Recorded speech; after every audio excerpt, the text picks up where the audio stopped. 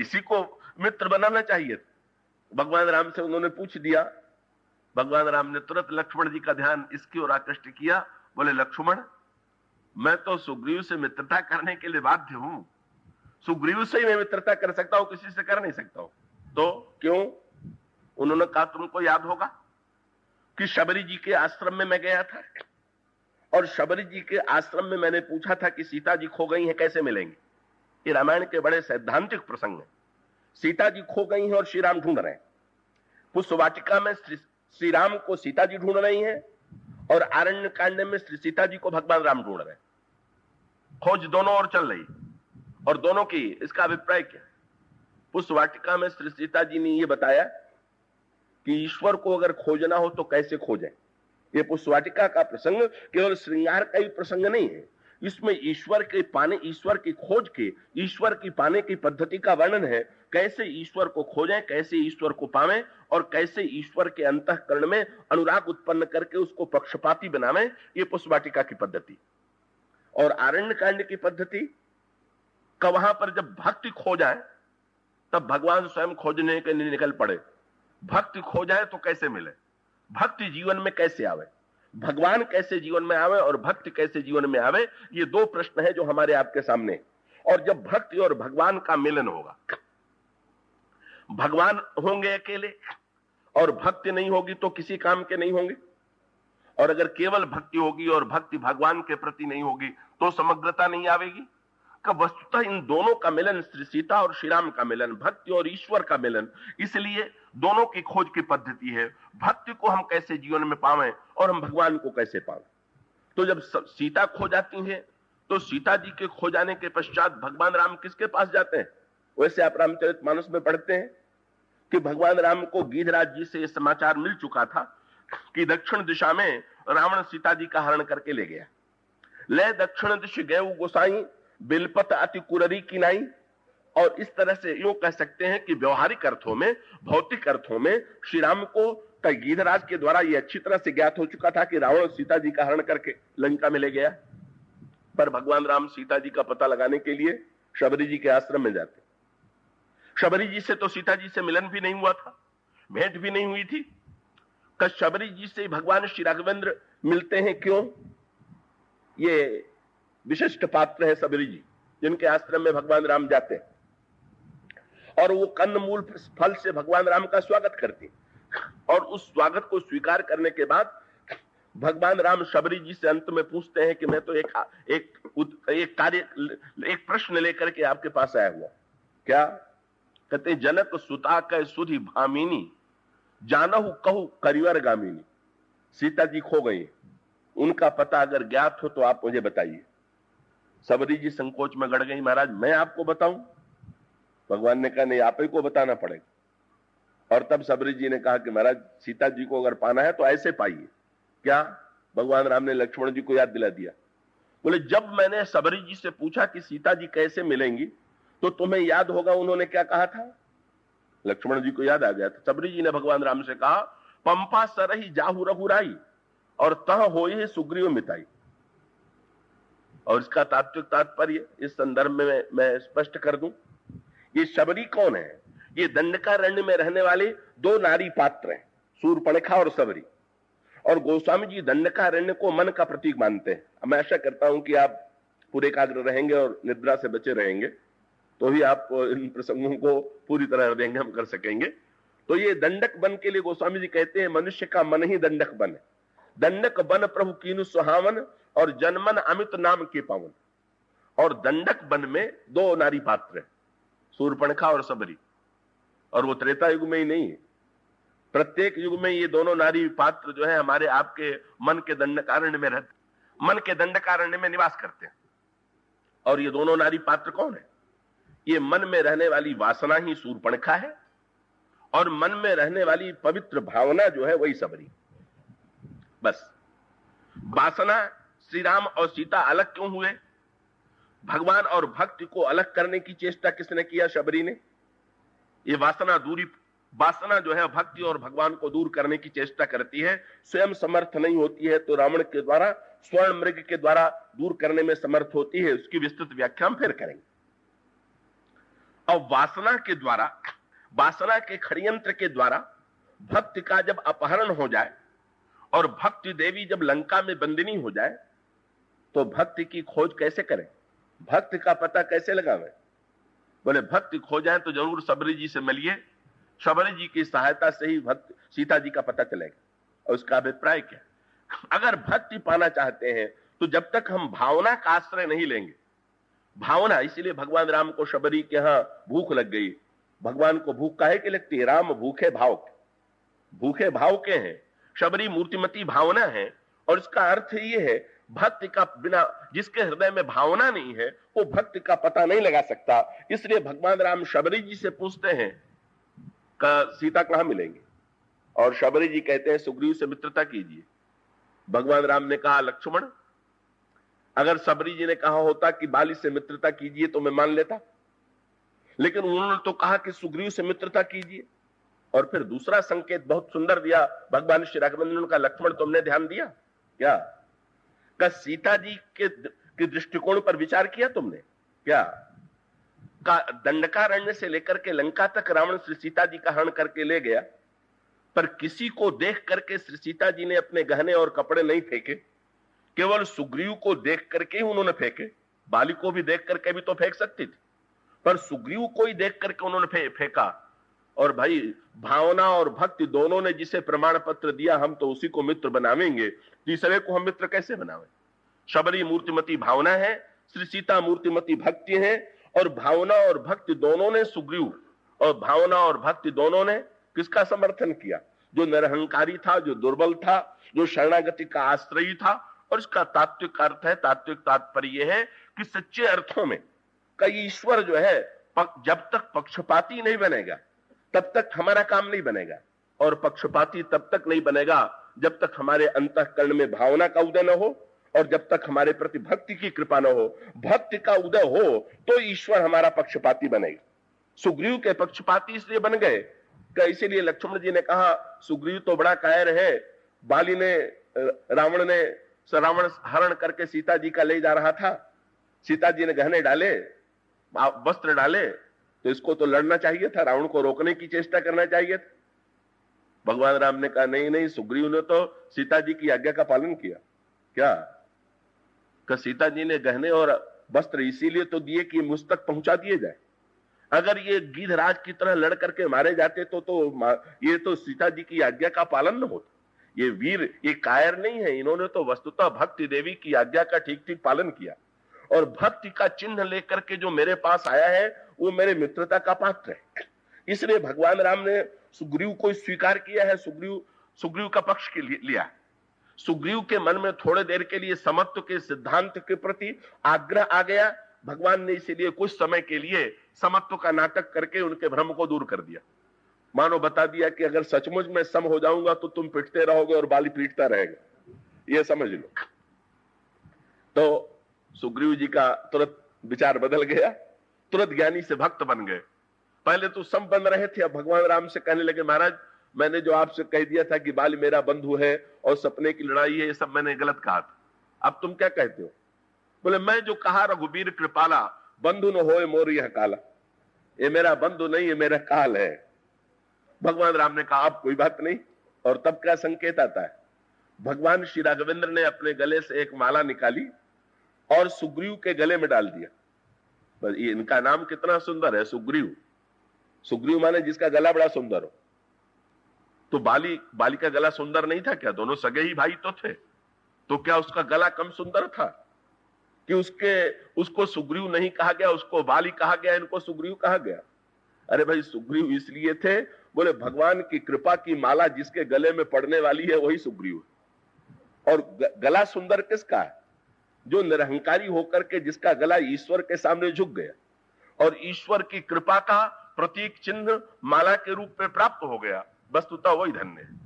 सुग्रीव की सुग्रीवता यही है कि वे भगवान के सामने झुक गए और झुकने पर भगवान राम ने गले से माला निकाल करके पहना लिया। बोले अब इस माला के द्वारा मैं पहचान जाऊंगा कि कौन बाली है कौन सुग्रीव। क्या उसके बिना ईश्वर पहचान नहीं सकता है क्या? क्या ईश्वर में इतना बड़ा भ्रम है दो व्यक्तियों को देख करके कि बिना माला के ना पहचान पाता? पर भगवान राम बताना चाहते थे कि सहज रूप से ब्रह्म के रूप में तो मैं निष्पक्ष हूं, मैं पाप पापी और पुण्यात्मा में भेद नहीं कर पाता, लेकिन जब हमारे प्रति कोई शरणागत होता है, भक्त होता है, भक्ति की कृपा प्राप्त करता है, और जब उसको मैं कृपा से अपना स्वीकार करता हूं और अपना चिन्ह देता हूं, और तब भगवान श्री राघवेंद्र पुनः सुग्रीव को लड़ने के लिए भेजते हैं, और सुग्रीव को लड़ने के लिए भेजने के पश्चात सुग्रीव और बाली लड़ते हैं, और उस लड़ाई के पश्चात फिर परिणाम क्या होता है? बहु छल बल सुग्रीव करी ही हारा भय माने, बाला मारा बाली ही राम तब हृदय माज सरतानी। जब सुग्रीव निराश होकर के भगवान की पुकार करते हैं, भगवान बाली का वध करके सुग्रीव को सिंहासनासीन करते हैं। यही जीवन का सत्य है। इसकी और भी गोस्वामी जी ने गंभीर व्याख्या करते हुए पत्रिका में कहा, कर्म कपीस कपिराज त्रास तस्यों है। बोले महाराज, जैसे बाली के द्वारा सुग्रीव संत्रस्त था, इसी तरह से हम भी बाली के द्वारा सताए हुए। भगवान राम ने पूछा, यहां तो कोई बाली नहीं है। उन्होंने कहा, महाराज मेरे जीवन में भी बाली। कौन है? बोले कर्म कपीस कपिराज त्रास तस्यों, ये जो कर्म का बाली है यही मेरा पीछा कर रहा है। और इसका अर्थ यह है, कर्म से मनुष्य को छुट्टी तब तक नहीं जब तक ईश्वर की भक्ति के द्वारा वो कृपा करके ईश्वर ही इस पर विजय दिला दे, तो कर्म पर विजय मिलेगी नहीं। तो कर्म के भय के मारे बाली का स्वभाव था, जब सुग्रीव पर प्रसन्न था तो खूब दिया, और जब रूठा तो सब छीन लिया। और यही कर्म का स्वभाव, जब अनुकूल है प्रारब्ध तो सब मिल रहा है, जिस दिन ये बाली रूठेगा सब कुछ छीन लेगा। तो ये जो कभी रूठने वाला और कभी टूटने वाला, प्रसन्न होने वाला कर्म है, इसके स्थान पर जो भगवान का आश्रय ग्रहण कर लेता है, कब वो धन्य हो जाता है। भगवान उसको कर्म के इस चक्र से मुक्ति दिला देते हैं। पर अगर व्यक्ति भगवान की उस कृपा को प्राप्त करना चाहता है, भगवान में पक्षपात का उदय कराना चाहता है, तो भगवान में पक्षपात का उदय कब होगा? भगवान राम ने हनुमान जी से कह दिया था, बोले हनुमान, मैं तुम्हें एक बता देना चाहता हूं कि सारे शास्त्रों ने मेरा वर्णन किया है समदर्शी के रूप में, लेकिन मैं तुम्हें बताता हूं कि मैं कभी विषम भी बन जाता हूं। और यही बात अयोध्या कांड में भी कही गई। क्या? यद्यपि सम नहीं रागन रोसु, गहई न पाप पुण्य गुण दोषु, पर तदपि करहि सम विषम विहारा। फिर भी वो ईश्वर सम से विषम बन करके आचरण करता हुआ दिखाई देता है। कब? बोले तदपि करहि सम विषम विहारा, भगत अभगत हृदय अनुसारा। बस अभक्त के लिए वो का सर्वथा समता से शून्य है, और जो भक्त है उनका उसके लिए विषम बन करके तो भगवान राम उसका पक्ष लेते हैं। और यही हनुमान जी से भगवान ने कहा, हनुमान समदर्शी मोहि कह सब को, सेवक प्रिय अनन्य गत सोऊ। भले ही मुझे लोग समदर्शी कहते हो, पर मैं घोषणा करता हूं कि जो मेरा भक्त है, जो मेरा सेवक है, वो मुझे प्रिय है और मैं उसे अत्यंत प्यार करता हूं, मैं उसे अत्यंत चाहता हूं। और इसका सीधा सा तात्पर्य यह है कि सच्चे अर्थों में पुष्प वाटिका प्रसंग केवल एक राजकुमार और एक राजकुमारी के श्रृंगारिक राग का मिलन ही नहीं है। केवल इतना ही अगर गोस्वामी जी को लिखना होता तो काव्य में नायक नायिकाओं के मिलन का अनेक वर्णन किया गया है। गोस्वामी जी तो बताना ये चाहते हैं पुष्प वाटिका प्रसंग में, ये पुष्प वाटिका प्रसंग का दिव्य रस क्या है, पुष्प वाटिका प्रसंग का तत्व क्या है, इसमें किस तरह से श्री सीता जी, कल जो बात आपके सामने कथा के अंत में कही गई थी कि जब श्री सीता जी के सामने भगवान राम प्रकट हुए तो भगवान राम के माथे पर मोर पंख बना हुआ। तो गोस्वामी जी की चतुराई है ना, भगवान राम अयोध्या में मोर पंख नहीं बांधते और जनकपुर में मोर पंख बांध लेते हैं। इसका अभिप्राय क्या? अयोध्या ज्ञान की भूमि है और मिथिला भक्ति की भूमि। अयोध्या में श्री राम प्रकट हुए हैं और मिथिला में श्री सीता प्रकट हुई। तो ज्ञान की भूमि में भगवान समत्व में स्थित हो गए। पर जब भगवान भक्ति की वाटिका में आ गए तो भक्ति की वाटिका में आने के पश्चात भगवान ने अपने आप में विषमता और पक्षपात स्वीकार कर लिया। विषमता और पक्षपात, अब ये विषमता और पक्षपात ईश्वर में कैसे उत्पन्न हो, उस वाटिका प्रसंग क्या है कि ईश्वर को हम कैसे पावें, कैसे खोजें, और क्या जब गोस्वामी जी क्रम का वर्णन करते हैं तो उस क्रम का तात्पर्य है श्री सीता कौन है? श्री सीता साक्षात जगत जननी। आपके सामने जो रोज पंक्ति पढ़ी जाती है उस पंक्ति में गोस्वामी जी वंदना करते हैं। गोस्वामी जी से किसी ने पूछ दिया, आपकी दृष्टि में श्री सीता जी शांति स्वरूपा है कि भक्ति स्वरूपा है कि शक्ति स्वरूपा है कि माया रूपा है कि महालक्ष्मी रूपा है? गोस्वामी जी ने कहा, भाई मेरे लिए तो मेरा तो एक ही नाता है, क्या? जनक सुता जग जननी, मैंने तो उनको मां के रूप में पहचाना। गोस्वामी जी मां के रूप में देखते हैं, और मां का स्वभाव क्या है? नन्हे से बच्चे को मां बाल्यावस्था से ही लिखना पढ़ना प्रत्येक क्रिया सिखाती है। इसी प्रकार से पुष्पवाटिका क्या है? ये जगत जननी की हम जीवों पर कृपा है, ये भक्ति देवी की अनुकंपा है। क्या कि श्री सीता जी ने अपने आचरण के द्वारा, अपने चरित्र के द्वारा, अपने व्यवहार और लीला के द्वारा हम लोगों को ये बताया कि हम ईश्वर को कैसे खोजें, ईश्वर में प्रीति कैसे उत्पन्न करें, और ईश्वर में प्रीति उत्पन्न होने के पश्चात ईश्वर कैसे पक्षपाती बने। और जब ईश्वर पक्षपाती बनेगा, इसलिए तो आपने ध्यान दिया, दूसरे दिन बड़ा भारी संकट आ गया। जनक चाहते हैं कि धनुष टूटे, पर भगवान राम उठ नहीं रहे। क्यों नहीं उठ रहे? आप ये जानते होंगे कि जनक बहुत बड़े वेदांती थे, और वेदांत की मानता है कि ब्रह्म सम है। तो जब धनुष यज्ञ में भगवान बैठे तो बिल्कुल वेदांती बन गए। बोले वेदांती की ये सभा है तो वेदांत के अनुकूल ही तो आचरण करना चाहिए। तो बिल्कुल समत्व में आरूढ़ है। ब्रह्म में आकांक्षा नहीं है तो ईश्वर में कोई आकांक्षा नहीं है। का जनक बड़े निराश हो गए, ये क्या हो रहा? का जनक जब बड़े निराश हुए तो गोस्वामी जी ने आगे चल करके मीठा संकेत किया। भगवान राम में जनक की ओर जब तक देखा तब तक धनुष तोड़ने की प्रेरणा उत्पन्न नहीं हुई। धनुष तोड़ने की प्रेरणा उत्पन्न कब हुई? फिर वही संकेत आता है। भगवान श्री राघवेंद्र पहले तो का ये हमारी बोलने की एक, हमारे जो साहित्यकार संत हुए हैं उनके एक बोलने की भाषा। कल जैसे मैंने कहा था, या तो संत ये कहते हैं कि ईश्वर अव्यक्त है, उसे व्यक्त कीजिए। दूसरे संत लोग कहा करते हैं ईश्वर सोया हुआ है, उसे जगाइए।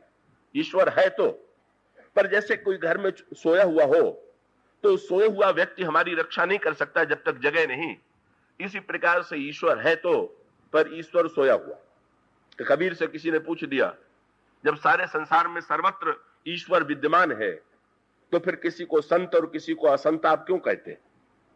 तो उन्होंने कहा नहीं, एक अंतर है। सबके हृदय में एक एक पलंग बिछा हुआ, और उस हृदय के पलंग पर ईश्वर है पर सो रहा। संत किसे कहते हैं? कि सब घट मेरा साइया सुनी से जन कोय। संत कौन है? बलिहारी व घट की जा घट प्रगट होए। जिसके हृदय में सो रहा है ईश्वर, वही है संसारी, और जिसके हृदय में ईश्वर जग गया है वही है वस्तुतः संत। तो ये कहिए कि जिसके जीवन में अव्यक्त है उसने ईश्वर को अभी नहीं पाया, पर जिसने अव्यक्त को व्यक्त बना लिया, चाहे उसको अव्यक्त से व्यक्त बनाना कहिए, चाहे उसे सोते से जगाना कहिए, अथवा धनुष यज्ञ की भाषा में कहें तो ईश्वर बैठा हुआ है पर ऐसा बैठ गया कि उठने का नाम ही नहीं ले रहा।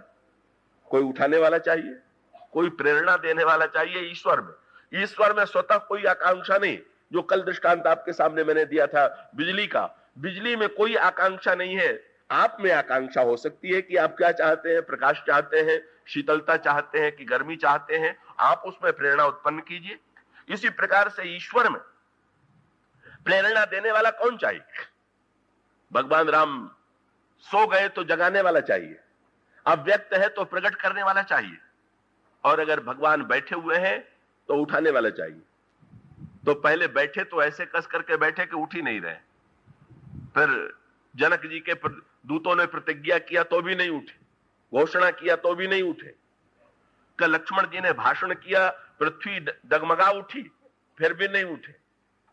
तब संत ने उठा दिया। संत कौन है? जो बैठे हुए ईश्वर को उठा दे। तुरंत संत ने कह दिया, उठो राम भंजो भव चापा। तो अभी तक तो ये कहा जा रहा था कि जो धनुष तोड़ेगा उसे सीता मिलेंगी। तो जो सीता जी मिलेंगी, जो सोचते थे कि सीता जी मिले, तो वो लोग चेष्टा कर रहे थे। भगवान राम जानते थे कि सीता जी तो मुझे निरंतर ही मिली हुई है, इसलिए धनुष तोड़ करके सीता जी को पाना, ये तो जो अज्ञानी जन है उनका कार्य है, अज्ञानियों की ये चेष्टा है। यहां कहां पाना, कहां अभिलाषा है? मैं तो अनीह ब्रह्म हूं, और जनक अगर ब्रह्मत्व की परीक्षा ले रहे हैं तो मैं तो अनीह ब्रह्म के रूप में ही अपना परिचय दूंगा। तब संत ने कहा कि नहीं नहीं उठिए। क्यों? बोले मेटा हूं तात जनक परितापा। अब जनक स्वयं ज्ञान वैराग्य से हट करके बेचारे पिता बन गए हैं, पुत्री के विवाह के लिए बेचैन हैं, इनकी पीड़ा निराशा दूर करने के लिए उठ जाइए। आपको आवश्यकता नहीं पर जनक को आवश्यकता है, तो उठ के खड़े हो गए। पर उठने के बाद भी चले तो बिल्कुल धीरे धीरे चले, सहज ही चले सकल जग स्वामी।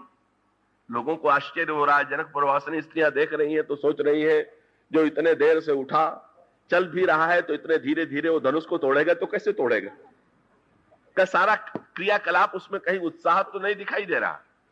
और भगवान राम धनुष के पास खड़े होकर के सारी सभा को देख रहे हैं। अब भगवान राम सभा में खड़े होकर के जब चारों ओर देखने लगे तो आप सोचिए कैसा प्रभाव पड़ा होगा। आए हैं धनुष तोड़ने के लिए, देख रहे हैं इधर उधर, सबकी ओर एक एक की ओर दृष्टि डाल रहे हैं। लोगों के मन में निश्चित विश्वास है कि धनुष टूटने वाला नहीं। आगे चल करके लिखा हुआ है कि श्री राम में धनुष तोड़ने की प्रेरणा कब तक नहीं आई, बस यही है, ईश्वर के हृदय में प्रेरणा उत्पन्न करने वाला कोई चाहिए, जिसमें जितनी शक्ति है। कोई ईश्वर को अव्यक्त से व्यक्त बना देता है, कोई इस ईश्वर को सोए से जगा देता है, कोई उस ईश्वर में और प्रेरणा उत्पन्न करके जैसा चाहता है वैसा करा लेता है। विश्वामित्र जी ने कहा भाई हमने उठाने का काम पूरा कर दिया, अब इसके आगे का काम मेरा नहीं। तब धनुष कब टूटा? भगवान राम ने सबको देखा और सबको देख लेने के पश्चात अंत में गोस्वामी जी ने कहा सबको देखते देखते अंत में किसको देखा? सबको देखने के बाद राम बिलो के लोग सब चित्र लिखे से देख और चितई सीय कृपा यतन जानी बिकल विषेक। सीता जी की ओर दृष्टि चली गई और जो ही सीता जी की ओर दृष्टि गई बस क्या हुआ, भक्ति से भगवान की आंखें मिली और उस भक्ति की आंखों में वो व्याकुलता थी, वो प्रीति थी, वो उत्कट अभिलाषा थी कि उसका संदेश पाते गोस्वामी जी ने लिखा कि जो भगवान श्री राघवेंद्र उठने में इतने धीरे से उठे थे, चलते समय इतने धीरे धीरे चले थे, कितनी शीघ्रता से उन्होंने धनुष तोड़ा के लिए गोस्वामी जी ने लिखा लेत चढ़ावत खींचत गाढ़े काहू न लखा देख सब ठाड़े। कब धनुष उठाया गया, कब चढ़ाया गया, कब तोड़ा गया, ये तो किसी ने दिखाया नहीं, पर तोड़ा कब, किसकी प्रेरणा से? बोले सिया ही बिलो की तकेउ धनु कैसे चितव गरुड़ लघु व्याल ही जैसे। जब तक सीता जी प्रेरित नहीं करती हैं तब तक श्री राम में धनुष तोड़ने की प्रेरणा उत्पन्न नहीं होती। और इसका सीधा सा तात्पर्य है हमारे आपके जीवन में भी अगर अंधकार छाया हुआ है तो हम भक्ति देवी से प्रार्थना करें कि किसी प्रकार से इस ईश्वर में सक्रियता तो उत्पन्न करें, इनमें प्रेरणा तो उत्पन्न करें। इनकी प्रीति और व्याकुलता में ही वो प्रेरणा है कि जिस प्रेरणा के द्वारा ब्रह्म सक्रिय होगा और पक्षपाती बनेगा। तो पुष्पवाटिका प्रसंग क्या, यह साधना का द्वितीयतम प्रसंग है। और जिस प्रसंग में श्री सीता जी ने बता दिया कैसे ब्रह्म को खोजना, कैसे अव्यक्त ब्रह्म को प्रकट करना, कैसे उसको पक्षपाती बनाना, कैसे उसको अपनी बात पहुंचाना। जैसे अब इसी बात को आप देखें, क्रम है इसमें, सूत्र के रूप में इसकी विस्तृत व्याख्या हम कल और विस्तार से आपके सामने करेंगे। श्री सीता जी भगवान राम को कहां पाती है? फुलवारी में। तो सीता जी तो भगवान से अभिन्न है, पर उन्होंने फुलवारी में पाया। इसका अर्थ क्या हुआ कि अगर हमें आपको भी भगवान को, हमारे आपके मन में भी भगवान को पाने की इच्छा हो तो भगवान को ढूंढने के लिए चलिए चलें विदेह वाटिका में। विदेह की वाटिका में ही भगवान मिलेंगे, बाग में ही भगवान मिलेंगे। और बाग में मिलेंगे माने गोस्वामी जी ने बाग की व्याख्या करते हुए बालकांड में कहा संत सभा 34 अमराई। ये जो संत समाज है यही वाटिका, यही बाग है। और इसका अर्थ है ईश्वर को अगर खोजना हो तो संत समाज में जाइए, संतों का संग कीजिए।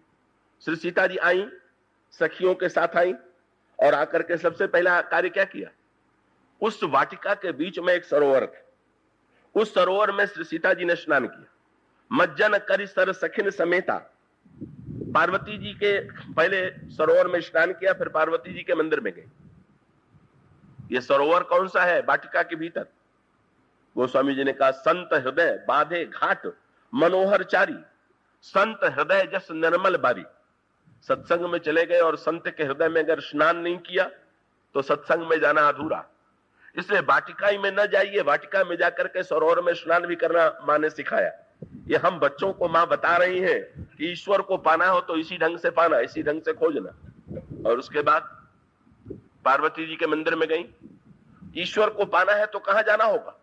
पार्वती जी के मंदिर में। सत्संग किया, पर बहुत से लोग सत्संग में जाते हैं, ईश्वर नहीं मिलता। बोले सत्संग में जाते होंगे पर जाकर के भी बहुत कुछ लोग बिना सरोवर में स्नान किए लौट आते होंगे।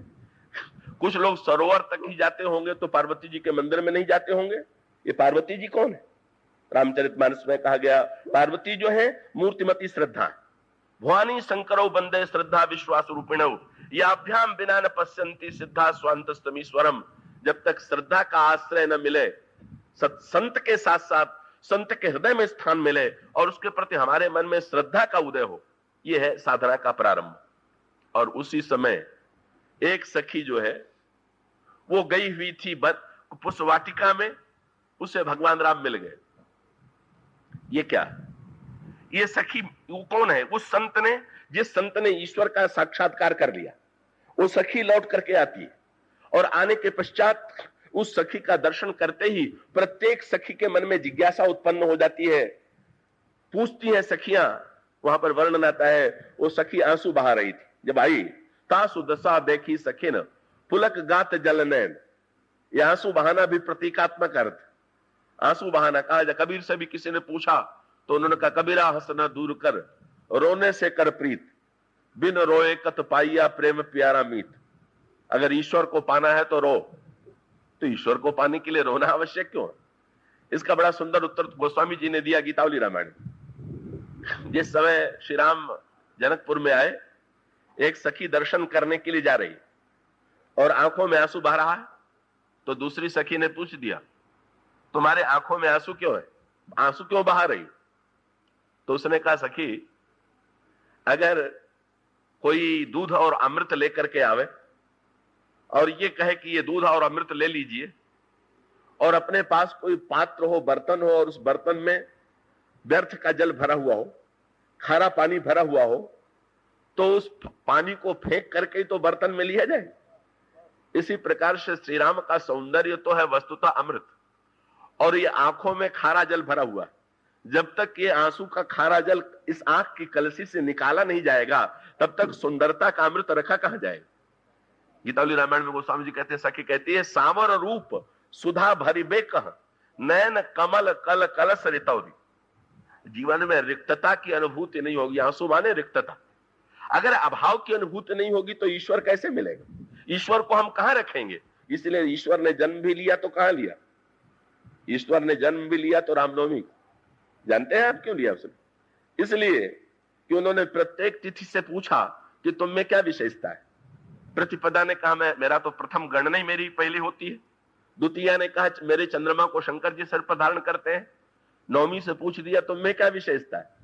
नवमी ने कहा मुझ में तो कोई विशेषता नहीं है। ज्योतिषी लोग मेरी निंदा करते हैं कि नवमी रिक्ता तिथि है। रिक्ता माने खाली। भगवान ने कहा वस्तु में तुम्ही में जन्म लूंगा, जहां स्थान है वहीं तो मैं आऊंगा। जहां भरे पूरे हैं उनको मेरी ना आवश्यकता है, ना वहां आऊंगा मैं। तो ये जो रिक्तता है, आंसू भी रिक्तता, अभाव की अनुभूति। सखी कहती है कि जब तक अपने आप में कमी और अभाव की अनुभूति न हो, आंसू का खारा जल ना बहा दिया जाए, तब तक अमृत कैसे रखा जाए। लेकिन यहां तो नई बात हो गई। ये सखी तो दर्शन करके लौट रही है, अब आंसू क्यों बहा रही?